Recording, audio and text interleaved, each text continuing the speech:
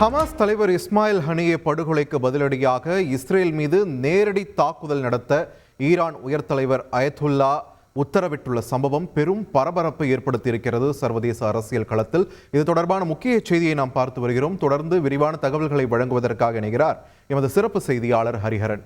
ஹரிஹரன், வணக்கம். இஸ்மாயில் ஹனியே உடைய படுகொலை தற்பொழுது நிலைமையை எந்த அளவுக்கு தீவிரமாக்கி இருக்கிறது? ஏற்கனவே ஈரானுக்கும் இஸ்ரேலுக்கும் எந்த மாதிரி முட்டல் மோதல் இருந்ததுன்னு கடந்த காலங்களில் பார்த்துக்கிட்டு தான் இருக்கோம். இப்போ நிலைமை எந்த அளவுக்கு மோசமாகி இருக்கிறது? ஒரு உச்சக்கட்ட போர் பரபரப்புல, ஒரு போர் பதற்றத்தை நோக்கி மத்திய கிழக்கு பிராந்தியமானது இருக்கிறது அப்படின்னு சொன்னா மிக அல்ல. நேர்களுக்கெல்லாம் தெரியும், ஈரான் தலைநகரம் தெஹரான்ல ஹமாஸுடைய அரசியல் தலைவர் கொல்லப்பட்டார். அதற்கு பதிலடி கொடுக்கும் வகையில இஸ்ரேல் மீது நேரடி தாக்குதல் நடத்த வேண்டும், அதற்கு ஆயத்த பணிகளை செய்யுங்கள் என்று ஈரானுடைய அவசர தேசிய பாதுகாப்பு குழுவுல ஈரானுடைய உயர் தலைவர் சுப்ரீம் கமாண்டர் கமேனே உத்தரவிட்டிருப்பதாக தகவல் வெளியாகி இருக்கிறது. இந்த சம்பவமானது ஒரு பெரிய பரபரப்பை ஏற்படுத்தியிருக்கிறது. ஐநா பாதுகாப்பு குழுவுல இந்த பதற்றத்தை தணிக்க உலக நாடுகள்லாம் விவாதித்து வருகிறார்கள். ஆனால் எந்த தீர்வும் எட்டப்படவில்லை. ஒரு ரீஜனல் வார் என்று சொல்வார்களே, ஒரு பிராந்தியம் தழுவிய மோதலை நோக்கிய பரபரப்பு நீடித்துக் கொண்டிருக்கிறது. தெஹரான்ல ஈரானுடைய புதிய அதிபருடைய பதவியேற்பு விழாவில் பல உலக தலைவர்கள் கலந்து கொண்டார்கள். அதுல இந்தியாவை சேர்ந்த அமைச்சர் நிதின் கட்கரி உட்பட பல உலக தலைவர்கள், ஈரானுக்கு நெருக்கமான நாடுகள் அமைப்புகளுடைய தலைவர். அதுல ஹமாஸ் சார்பாக அதனது அரசியல் பிரிவு தலைவர் இஸ்மாயில் ஹனியே கலந்து கொண்டார்.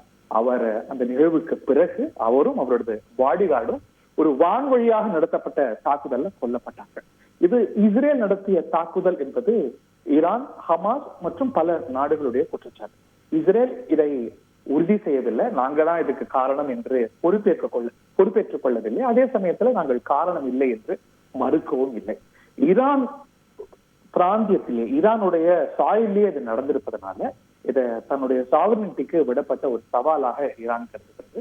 இதற்கு தக்க பதிலடி கொடுக்கப்படும். நேரடியாகவே பதிலடி கொடுக்கறதுக்கு ஆயத்தம் செய்ய. ஏனென்றால் ஈரானுக்கும் இஸ்ரேலுக்கும் நடக்கக்கூடிய சண்டை என்பது ஈரானுடைய ஆதரவு அமைப்புகள் மூலமாகத்தான், ப்ராக்சிகள் மூலமாகத்தான் பெரும்பாலும் நடக்கும். ஆனால் இந்த முறை நேரடியாக ஈரானின் தாக்குதல் நடத்துறதுக்கு நம்ம தயாராக வேண்டும். அதற்கு மட்டுமல்ல, இஸ்ரேல் பதிலடி கொடுத்தால் அந்த டிஃபென்ஸுக்கும் தயாராக வேண்டும் என்று ஒரு அவசரமான ஒரு செயற்குழு கூட்டம், பாதுகாப்பு அமைப்புடைய செயற்குழு கூட்டத்துல, செக்யூரிட்டி கவுன்சிலுடைய கூட்டத்துல உத்தரவிட்டிருக்கிறார் ஈரானுடைய சுப்ரீம் கமாண்டர்.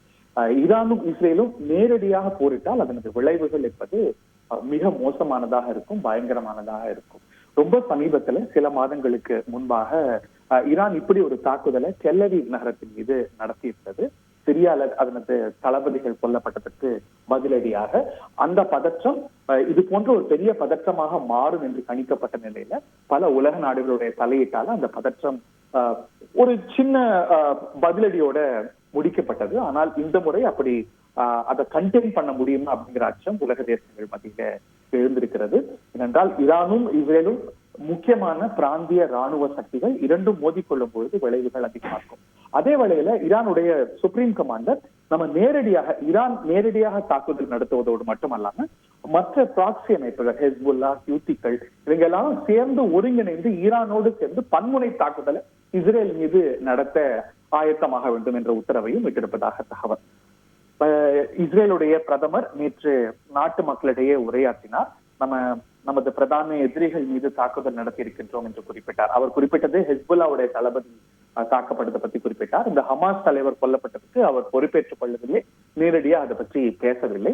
ஒரு சவாலான சூழலை இஸ்ரேல் எதிர்நோக்கி இருக்கிறது. சேலஞ்சிங் டேஸாக, ஆனா நம்ம எந்த விதமான சூழலுக்கும் தயாராக இருக்கின்றோம் என்று நாட்டு மக்களுக்கு ஒரு ஸ்பீச் போல இஸ்ரேல் பிரதமர் உரையாற்றி இருக்கிறார்.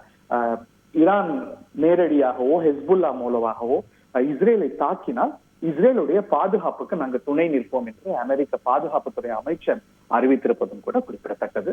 ஒரு பரபரப்பான ஒரு ரீஜனல் வார், அதாவது ஒரு பிராந்திய மோதல் ஏற்படக்கூடிய ஆபத்தை நோக்கி மிடில் ஈஸ்ட், மத்திய கிழக்கு இருக்கிறது என்றால் மிகையல்ல. நன்றி ஹரிஹரன், உங்களுடைய விரிவான தகவல்களுக்கு. ஹமாஸ் தலைவர் இஸ்மாயில் ஹனியேயின் படுகொலையும் அதனைத் தொடர்ந்து தற்பொழுது ஈரான் உயர் தலைவர் அயத்துல்லாவின் இந்த அறிவிப்பும் மத்திய கிழக்காசிய பிராந்தியத்தில் பெரும் பரபரப்பை ஏற்படுத்தி இருக்கிறது. இது தொடர்பான விரிவான தகவல்களை எமது சிறப்பு செய்தியாளர் ஹரிஹரன் வழங்க நாம் கேட்டோம். செய்திகளை உடனுக்குடன் தெரிந்து கொள்ள உடனே சப்ஸ்கிரைப் பண்ணுங்க.